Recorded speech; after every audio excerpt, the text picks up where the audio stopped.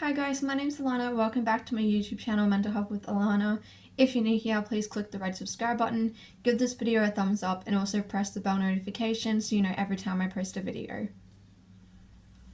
Today I'm going to be talking about my experiences in psychiatric hospitals and the benefits and the negatives of being put in a psychiatric hospital.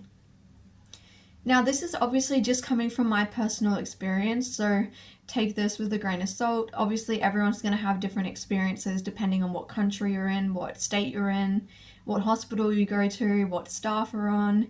It really ranges. And so this is just my personal experience. I'm only speaking from my own experience. So I would say some of the benefits of being in a psychiatric hospital is that you're kept a lot more safe than you would be in the community. This is one of the main benefits is that, so if you're put under a mental health act, you basically can't discharge yourself. You have to wait for a doctor to sign off on it. Now, I've been in non-locked facilities and I've been in a locked facility before. So I'm going to talk more about the locked facility in this video because that was my most recent experience and I have a little bit more memory of that. So I was in a locked facility and I was under a mental health act, which meant I couldn't leave. Well, no one could leave, really.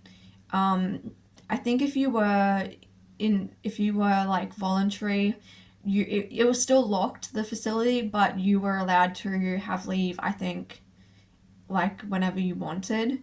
Whereas if you were under a mental health act and it was involuntary, there was a lot more like thought that got put into it and stuff, like depending on how much leave you got, things like that. But anyway, it's kind of confusing, the whole thing.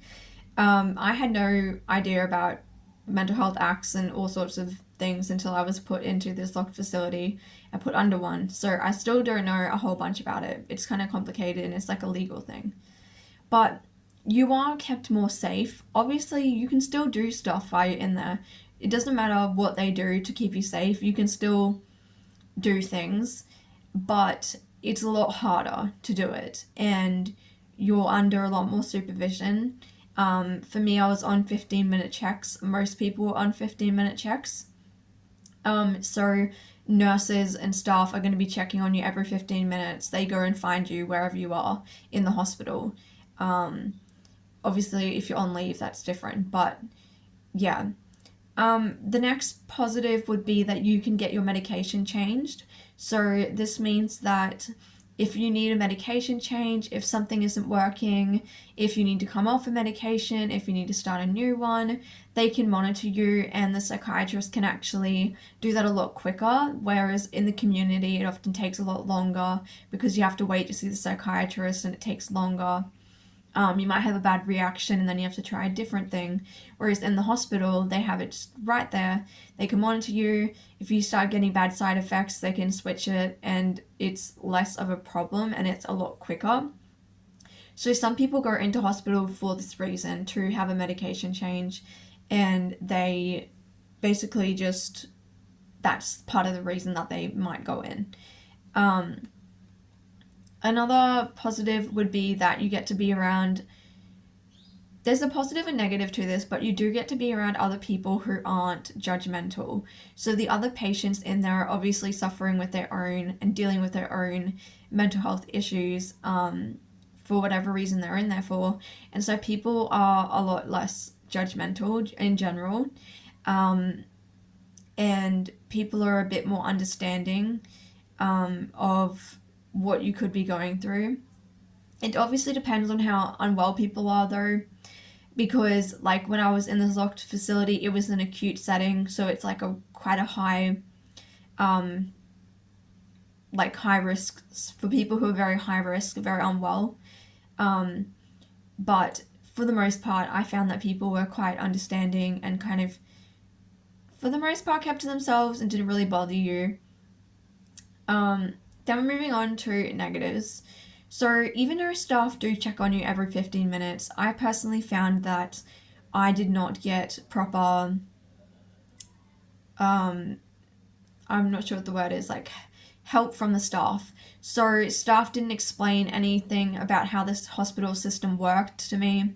I didn't know who my head nurse was. I didn't know what they looked like. So I didn't know how to go and ask for things because all your belongings are kept locked up. Not all of them, but most of them. It all depends on your risk level. So this is really depending on the person. This is just me saying what my experience was. My stuff was locked up. But, you know, when you would be upset or something would happen and you'd be triggered or have a crisis type thing, nursing staff were not very good at actually sitting there and talking to you and trying to de-escalate the situation.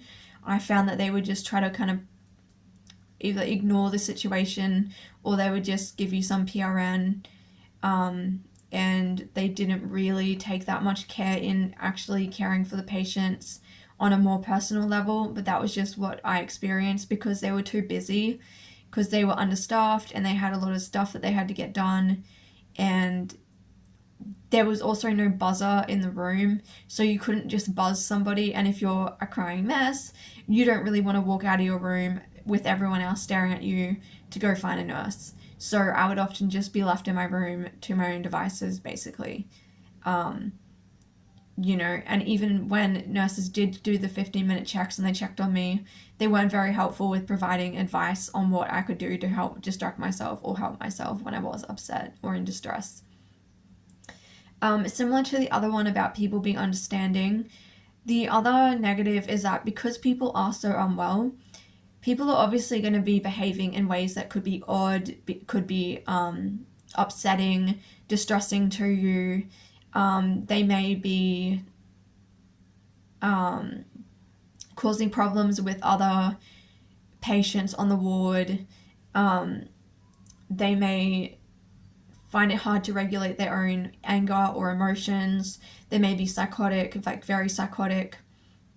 And so I'm obviously not going to go into other people's mental health issues of what I witnessed, but sometimes there were times where the person was so unwell that they were doing a certain behavior that they really couldn't help because they were unwell, but it was very triggering to me. And so that is a negative, is that it's quite a triggering environment. It's not a very nice environment to be in. It doesn't feel very safe because your door can't lock, obviously. Your bathroom door can't lock. Technically, anyone could just walk in there if they really wanted. They say they have cameras, but anyone could walk in there. So I was very quick to have showers and very quite scared about that. Because it was also a mixed ward. There was male and females, so it was mixed. So I did feel quite uncomfortable about that, because it was just the hallway could have also male, female, male across the hall, female over there. It was just, all over the place. There were different wings to the hospital. It didn't mean anything. It was just they had different wings. I think they had C. I was in C wing. The hospital also had a high dependency unit. This was for when people were even more unwell and they were even more unsafe, and they would put them in that section of the hospital. And it was only an 8-bed unit, and they would have staff monitoring the person literally 24/7. Whereas when you're on the general ward, it would be every 15 minutes, I think would be the shortest time, or maybe every 10 minutes. So I was generally kept on those checks all the time. There was a courtyard which was outside, which you could go out and sit there. Basically, we just sat out there all day, because there was nothing to do, really. Another negative was that they just didn't have enough staff to really open up the art room or open up the sensory room. They had a DVD player, but the DVD player didn't even work, so we couldn't even watch a movie. There was a pool table. The environment was quite,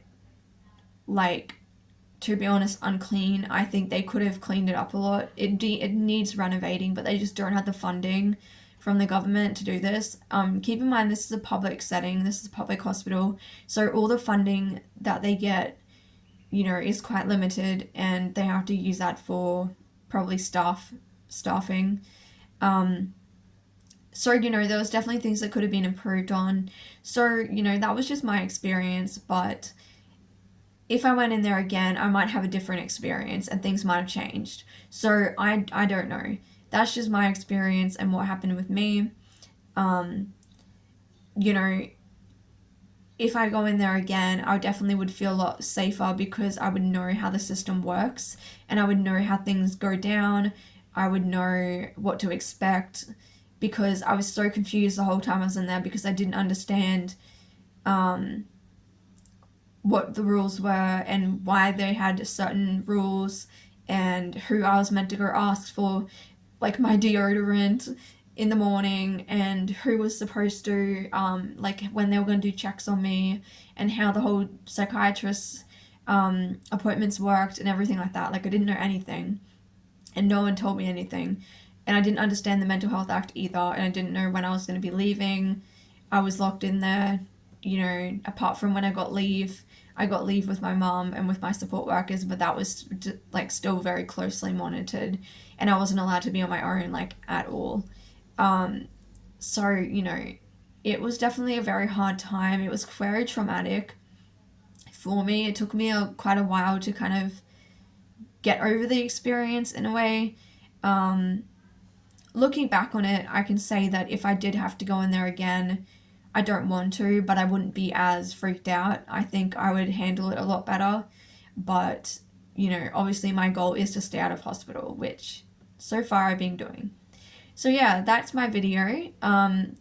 If you have had any experiences, then please leave it down below. Make sure to be respectful of, other people's experiences as well. But yeah, thank you guys so much for watching, and I'll see you in my next video.